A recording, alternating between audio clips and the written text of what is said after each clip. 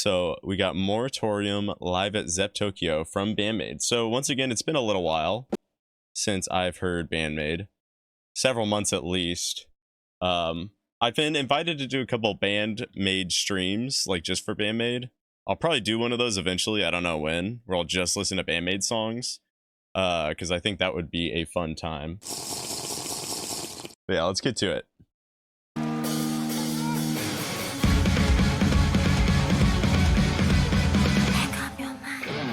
Oh, very jarring.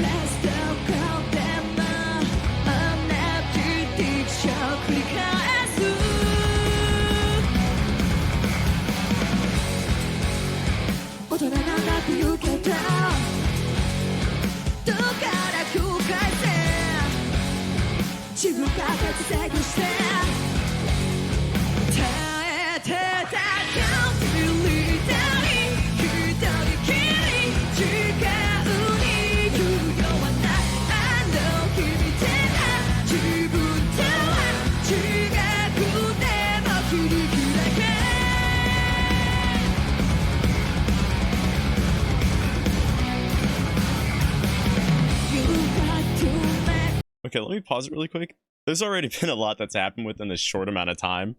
Right off the bat, we got high energy, and then I like the very swift cutoff, where just a little whisper, and then it builds back up again. They're a very, very interesting group, and this song so far is really good. The chorus is incredibly catchy. It's crazy because I don't even have to know what they're saying to be able to realize how catchy that is. And then there's like little guitar riffs that are just kind of thrown in every few seconds, like behind the main riffs. It's really interesting, and I really, really love them because each of them just interjects itself into the song just for a couple seconds, backs off, you don't hear it for a couple seconds, another one comes in, and it will, I don't know if it's necessarily swapping back and forth, but it's definitely gone through a few different riffs for the interjection whenever it happens, which is really interesting. And that's probably my favorite part about the instrumental so far, is those little interjections with the guitar riffs, because they're super, super, they just sound good. This band is way better than The Warning. It's not a competition, but I'm just being edgy. You know, I think that's a valid opinion though, but in my mind, the way that I kind of look at them is about the same, because they both just, it's weird how not, like they're big, but they're not as big as you'd expect, and they both make really similar rock music. Like they both have their own styles for sure, but they're both like, how do I put that? Because it's interesting, because they both make really, really good music, but they're sort of kind of underground. It's like they have a huge underground community, but past that, it doesn't feel like they really get out there. I might be wrong, but that's kind of what it feels like. And it's weird because they kind of bring back an older style of rock, but modernize it still. Either way, though, let me get back to it.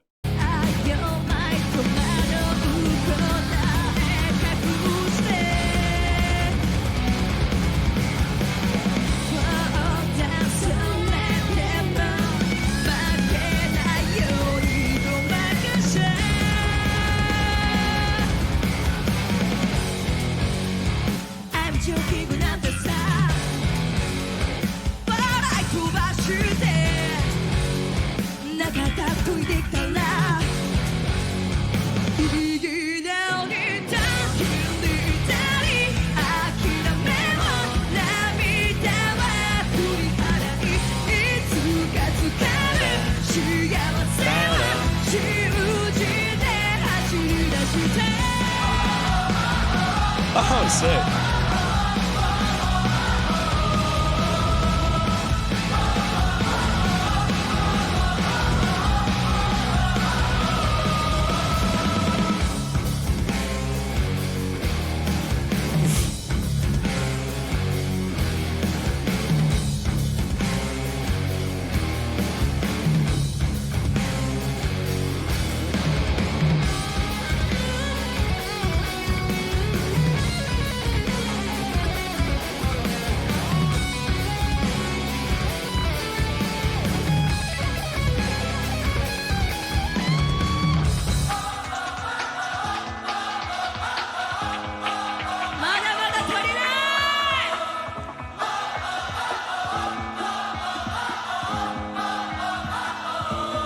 I really like that subtle playing.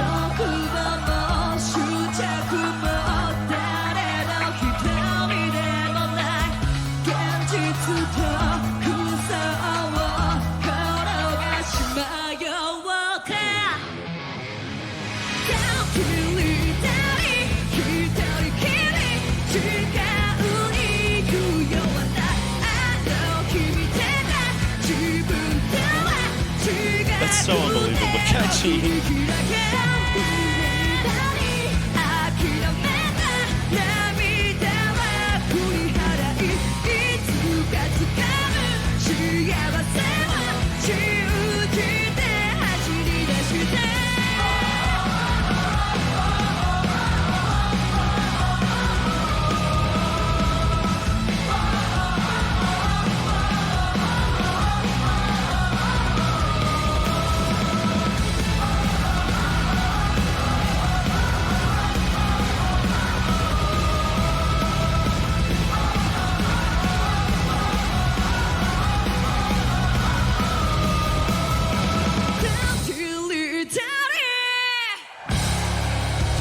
Yeah, sick.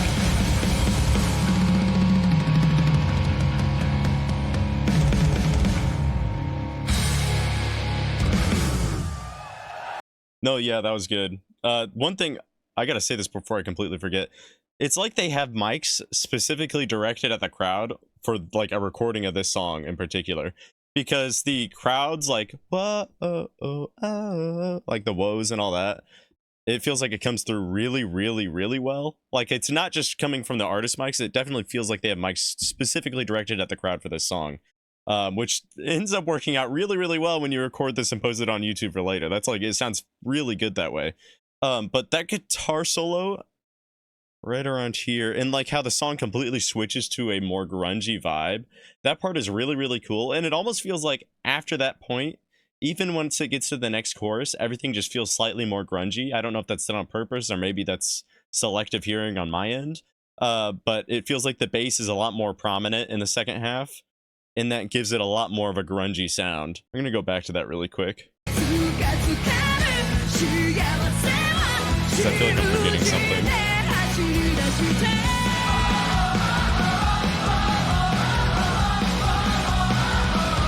I guess one thing I do want to mention is that, like, the whoa-oh-ohs, that section is almost like a second chorus. So you get the first catchy chorus, and then they're like, here, we'll give you a second one just for fun. Which I do like that. Yeah.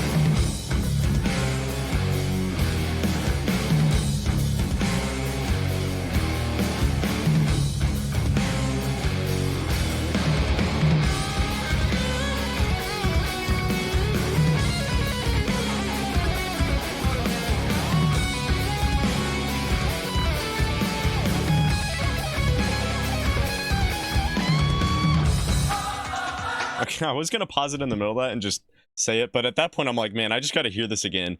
Yeah, I love that. Like, the way that it gets grungy too is with a really cool breakdown, with the bass breakdown, which I think is the good, like, a really, really good introduction into interpolating more of a grunge sound for the rest of the song. I think that was like the best way they could have gone about going about that. So that worked out really, really well. And then into that guitar solo, it just sounds fantastic. So yeah, this is a really, really good live performance from them. Like I said, it's been a while since I've heard them. This is another song, though, I'd like to hear the studio version too, because that's the thing with BAND-MAID. I've heard a lot of their live versions, but not very many studio versions. And that's definitely something I'd want to look into, because while they are really good live, I just like to be able to listen to the studio versions too, to kind of compare them. But yeah, it sounds great. It's so catchy. Ratty's gonna learn Japanese unintentionally. What's funny is I was actually thinking about that when I was listening to it, and I'm like, man, I kind of want to learn at least what this section is saying, because I'd like to sing along to it. It's super catchy. Yes, it got bassier. That's what I was thinking. It felt like it just after that middle half, it definitely was bassier for the rest of the song. Hey everyone, thank you so much for watching. I hope you enjoyed that video. If you did, make sure to leave a like down below and subscribe. That super helps out the channel. Make sure to leave a comment down below as well to let me know how you feel about the song, my reaction, whatever. Just let me know down in the comments down below. I'll read all my comments. And yeah, thank you guys so much for watching, and I will see you later.